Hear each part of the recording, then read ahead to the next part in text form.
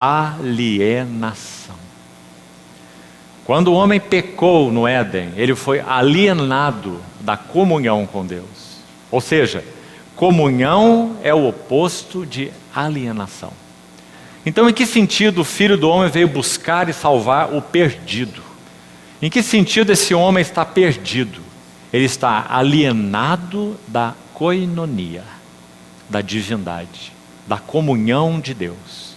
Então, amados irmãos, nessa última sessão, por hoje, amanhã seguiremos com o tema comunhão na mesa do Senhor, já que amanhã vamos partir o pão juntos, então, com a ajuda do Senhor, vamos mencionar esse tema. Para concluirmos hoje essas duas sessões, vamos a mais alguns textos que vão nos ajudar a compreender a prática dessa comunhão. Nunca percamos de vista o fundamento e a base preciosas dessa comunhão. Aquele que se fez carne e habitou entre nós, aquele que foi moído pelas nossas transgressões, capítulo 53 de Isaías, que termina assim: ele verá o fruto do penoso trabalho da sua alma e ficará satisfeito.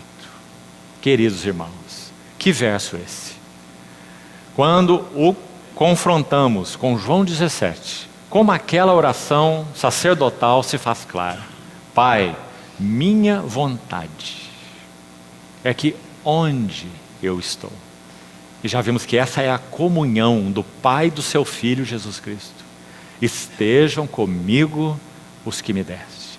Anteriormente, na mesma oração, ele havia dito: eram teus, tu me confiaste, e eles têm guardado a tua palavra. No capítulo 10 de João, ele já havia dito: aquilo que o meu Pai me deu é maior do que tudo.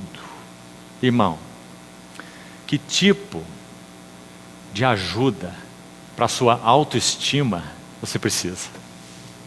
Você acha que precisa de alguma? Se você precisa de alguma, está aí, João 10. Aquilo que meu Pai me deu é maior do que tudo. Quem são esses? Ele explicou: as minhas ovelhas ouvem a minha voz, não seguem a voz dos estranhos, ninguém as arrebatará da minha mão, e da mão do Pai ninguém pode arrebatá-la. Como nós já dissemos outras vezes, sabe por que nós cristãos não precisamos nem nos preocupar com a chamada autoestima, com U? Porque nós já recebemos uma alta estima com Ele. O Verbo se fez carne e habitou entre nós. E viveu uma vida humana palpável, maravilhosa. Grande mistério da piedade. Aquele que foi manifestado na carne. Ah, queridos irmãos, nunca cessamos de nos assombrar e nos deslumbrar diante de tão magnífica obra.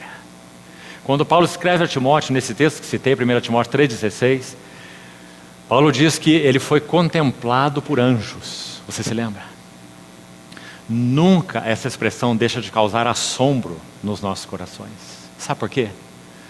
Quando os anjos, seres criados, sejam eles anjos, querubins, serafins ou qualquer das ordens angelicais, e todas elas, criadas, eles tinham no céu um objeto de contemplação, de adoração. Quem eles adoravam? Aquele que é a expressão exata do ser de Deus, aquele que é o resplendor da glória. Mas um dia algo aconteceu.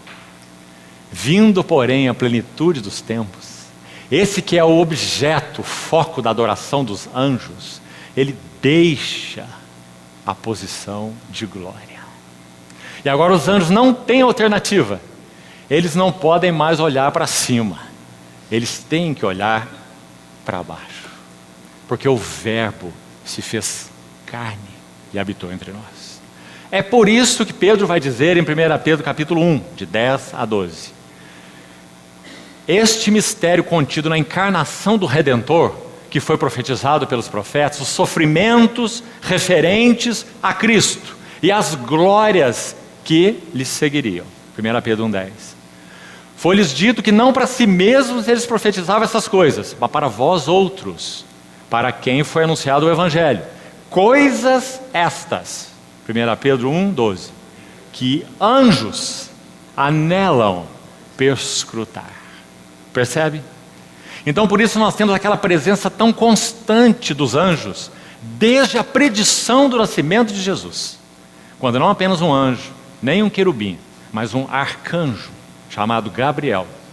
Ele vai fazer o anúncio daquela concepção santa.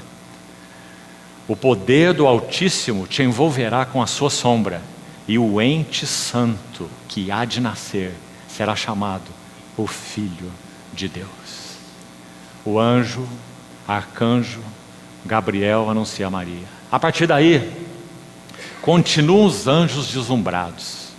Então o anúncio é feito também a José. Isso está em Mateus capítulo 1. Não temas receber Maria por tua esposa, porque o que nela está gerado é do Espírito Santo. José, advertido por anjo no sonho. Então depois que o filho nasce, José é advertido de novo para levar o filho para o Egito. E depois que a situação de perseguição passa, José é advertido de novo por anjo em sonho para tornar a tirar o filho do Egito. Então finalmente ele vai para Nazaré. Então, quando o filho é tentado no Getsêmani, é dito que um anjo do céu o confortava, porque lá está o Verbo encarnado, passando pelas suas aflições. Quando Pedro desembainha sua espada e fere, decepa a orelha de Malco, o servo do sumo sacerdote, o Senhor diz a ele: embainha tua espada. Não sabias que meu Pai me enviaria agora mais de 12 legiões de anjos, se o Senhor buscasse salvar a sua própria vida. Então, amados irmãos, foi um assombro, como que um escândalo para anjos, verem que aquele que é o objeto, com O maiúsculo, de adoração deles, o Criador deles, a imagem do Deus invisível e o resplendor da glória, ele assume uma posição, se despiu de sua glória e aqui caminhou entre nós. O alto trono era seu, dos anjos tinha adoração, mas tudo por amor deixou.